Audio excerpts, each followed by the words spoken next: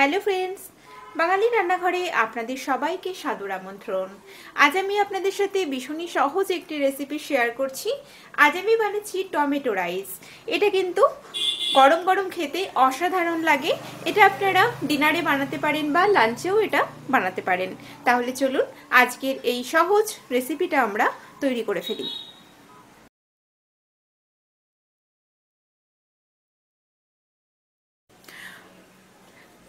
Tomato rice বানানোর জন্য আমাদের কি কি ইনগ্রেডিয়েন্টস লাগছে আমরা একটু দেখে নিই। এখানে আমি 1 কাপ বাসমতি রাইস নিয়েছি। এর সাথে লাগছে আমাদের দুটো বড় সাইজের টমেটো। যেহেতু এটা টমেটো রাইস বানাচ্ছি আমি, তাই টমেটোর পরিমাণটা একটু বেশি লাগবে। এটা কুচিয়ে রাখা আছে। এর সাথে লাগছে আমাদের 100 গ্রাম মতো, এটা আমি ছোট চিংড়ি মাছ নিয়েছি। চিংড়ি মাছটা অপশনাল, আপনারা না চাইলে কিন্তু এটা নাও দিতে পারেন। চিংড়ি মাছের খোসাটা পুরোপুরিভাবে এটা ছাড়িয়ে নিয়ে ভালো করে পরিষ্কার করে ধুয়ে রাখা আছে। লাগছে একটা বড় সাইজের পেঁয়াজ কুচানো। এখানে 6টা থেকে 7টা রসুন কুচিয়ে নিয়েছি, আর কিছুটা পরিমাণ হাফ টিস্পুন মতো আদা একটু কুচিয়ে নিয়েছি। আপনারা আদা পেস্টও করে দিতে পারেন। লাগছে আমার কিছুটা পরিমাণ ধনেপাতা কুচি, half teaspoon red chili powder, half teaspoon লাগবে গরম মশলা পাউডার, 4টে থেকে 5টা কাঁচা লঙ্কা চেরা, আর এখানে লাগবে 1 টেবিল স্পুন ঘি। ঘিয়ের পরিবর্তে আপনারা কিন্তু রান্নাটা পুরোপুরিভাবে রিফাইন তেলেও করতে পারেন। এর সাথে লাগছে স্বাদ মতো লবণ ও সামান্য পরিমাণ একটু মিষ্টি। আর রান্নার জন্য আমি এটাতে ব্যবহার করছি রিফাইন তেল।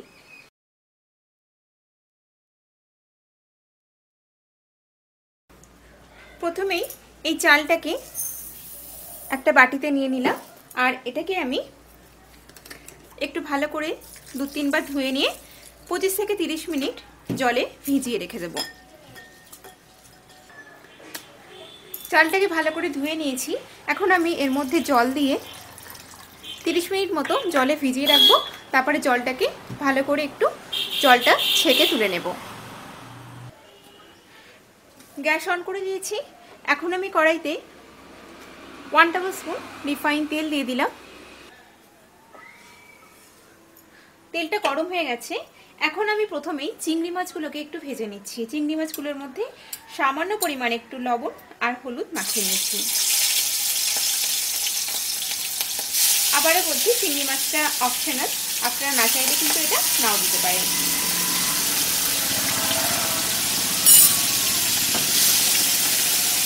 এখন চিংড়ি মাছগুলোকে খুব হালকা করে ভেজে নেব।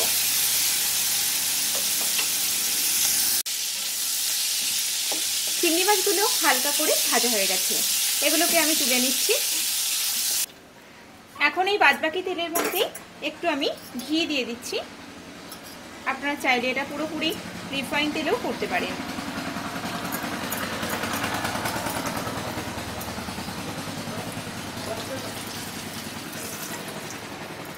এবারে আমি এর মধ্যে দিচ্ছি রসুন কুচি,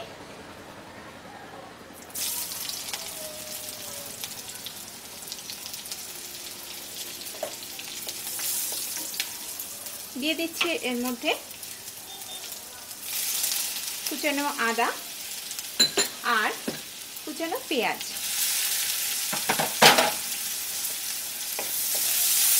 এখন এগুলোকে একটু নাড়তে থাকবো, হালকা করে ভেজে নেব পেঁয়াজটা। পেঁয়াজটা হালকা ভাজা হয়ে যাওয়ার পরে এর মধ্যে আমি দিয়ে দিচ্ছি টমেটোগুলো।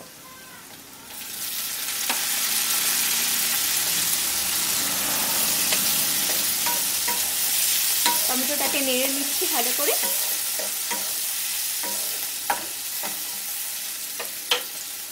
দিয়ে দিচ্ছি এর মধ্যে লবণ,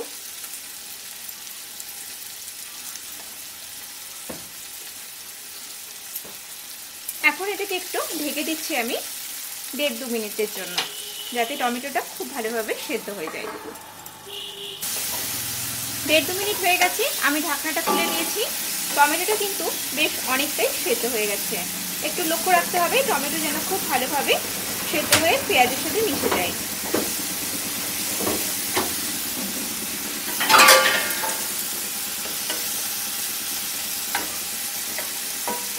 এবারে এর মধ্যে আমি দিয়ে দিচ্ছি রেড চিলি পাউডারটা।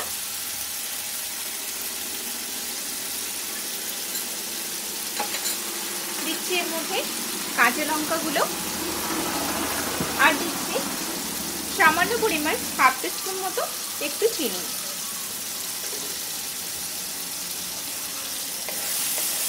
আবারও এটাকে ভালো করে নাড়তে থাকবো।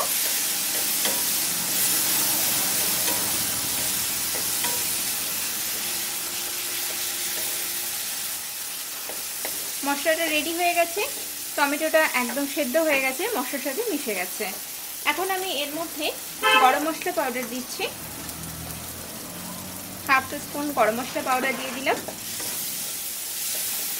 ভালো করে এটাকে নেড়ে নিয়ে এবারে এর মধ্যে আমি চালটা দিয়ে দেব। চালটা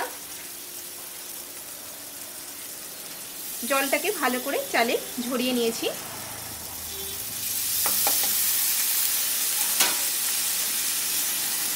এখন চালটাকে একটু মশলার সাথে নেড়ে নিচ্ছি। 2 মিনিট মতো এটাকে মশলার সাথে একটু নেড়ে নিচ্ছি। 2 মিনিট পরে আমি এর মধ্যে জল দিয়ে দিচ্ছি। আমি এই কাপটারই 2.5 কাপ মতো এর মধ্যে জল দিচ্ছি। এটা 2.5 কাপ লাগবে না, 2 কাপ জলেই হয়ে যাবে। আমি এটাতে 2 কাপ জল দিলাম।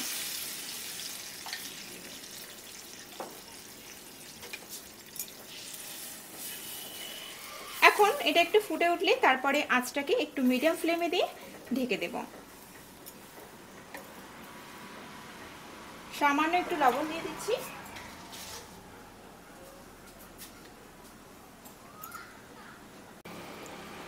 এটা ফুটে উঠেছে। এখন এটাকে একবার একটু নেড়ে দিয়ে আমি এটাকে ঢাকা দিয়ে দিচ্ছি, আঁচটাকে একটু মিডিয়াম ফ্লেমে দিয়ে। 8 থেকে 10 মিনিটের জন্য এটাকে আমি ঢাকা রাখলাম।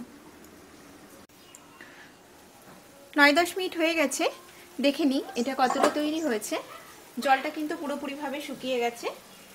খুব বেশি নাড়লে এই ভাতগুলো ভেঙে যাবে, তাই খুব হালকা হাতে এটাকে নাড়তে হবে। এখন আমি নামানোর আগে এর মধ্যে একটু ধনেপাতা কুচি দিলাম, আর দিচ্ছি যে চিংড়ি মাছ ভাজাটা রেখেছিলাম সেটা। খুব হালকা হাতে এটাকে নেড়ে দিয়ে আমি গ্যাসটা বন্ধ করে দেবো, আর এটাকে ঢাকা দিয়ে 10-15 মিনিট রেখে দেবো। তারপরে এটা সার্ভ করব। এখন আমি এটাকে গ্যাসটা বন্ধ করে ঢাকা দিয়ে রাখলাম 15 মিনিটের জন্য। গ্যাসটা বন্ধ করে দিচ্ছি। 15 মিনিট হয়ে গেছে, এটাকে আমি ঢাকা দিয়ে রেখেছি। এখন এটাকে আমি সার্ভ করব। এই রাইসটা করার ক্ষেত্রে কিন্তু জলের পরিমাণটা একদম বুঝে দিতে হবে। আমি এখানে 1 কাপ চালে 2 কাপ জল দিয়েছি। আপনারা যদি হাফ কাপ রাইস এটা করতে চান তাহলে 1 কাপ জল দেবেন, তাহলে রাইসটা একদম ঝরঝরা সুন্দর হবে। এটা একদম ঝরঝরা সুন্দর একটা রাইস তৈরি হয়েছে।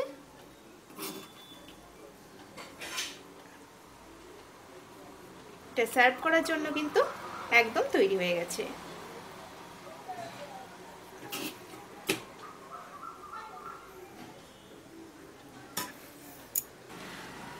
তৈরি হয়ে গেল আমাদের টমেটো রাইস। আমার ভিডিওটা যদি আপনাদের ভালো লেগে থাকে প্লিজ আমার ভিডিওটাকে লাইক, শেয়ার, কমেন্ট করবেন। আর নিত্য নতুন রেসিপির আপডেট পাওয়ার জন্য আমার চ্যানেলটিকে সাবস্ক্রাইব করবেন। সবাই ভালো থাকবেন। আমি আবারও হাজির হব নতুন কোনো রেসিপি নিয়ে। নমস্কার।